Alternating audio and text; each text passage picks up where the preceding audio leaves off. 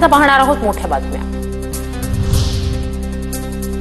राज ठाकरेंविरोधात supreme कोर्टात याचिका, निवडणूक आयोगानं मनसेची मान्यता रद्द करण्याची मागणी, हिंदी भाषिकांवर मनसे कार्यकर्ते हल्ला करत असल्याचा उल्लेख।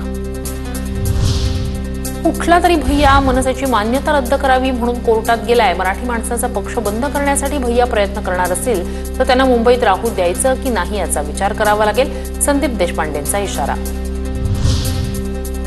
आरोपी खोक्या भोसलेच्या पत्नीनं घेतली अजित पवारांची भेट, आमच्यावर खोटे गुन्हे दाखल झाले आहेत। धनंजय मुंडेंच्या कार्यकर्त्यांकडून त्रास होतो, भोसले कुटुंबियांचा आरोप। घरावरील कारवाईनंतर पुनर्वसन करण्याची मागणी। स्टँड अप कॉमेडियन कुणाल कामराच्या याचिकेवर 16 एप्रिलला पुढील सुनावणी। एखाद्या गंभीर प्रकरणाच्या तपासाप्रमाणे पोलीस बघतायत, कुणाल कामराच्या वकिलांचा युक्तिवाद। कुणाल कामरा मुंबईत आल्यावर त्याचं स्वागत करावंच लागेल, संजय शिरसाट यांचा इशारा।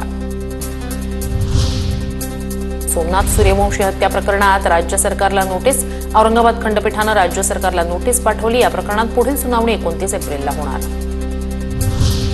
सोमनाथ सूर्यवंशीचा पोलीस कस्टडीत मृत्यू, प्रकरणाच्या चौकशीसाठी कोर्टामार्फत एसआयटी नेमा। अन्याय झाल्यानंच आम्ही कोर्टात आलोय, प्रकाश आंबेडकर यांची मागणी।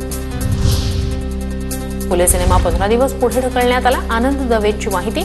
अनंत महादेवन यांनी चर्चेची तयारी दाखवली, महादेवन यांनी सिनेमा प्रदर्शित करणं 15 दिवस पुढे ढकललं, आनंद दवेची माहिती। अंजली दमानिया यांना पोलीस प्रशासनाकडून संरक्षण द्यावं, ठाकरेंच्या शिवसेनेचे सातारा जिल्हा प्रमुख संजय भोसले यांची मागणी।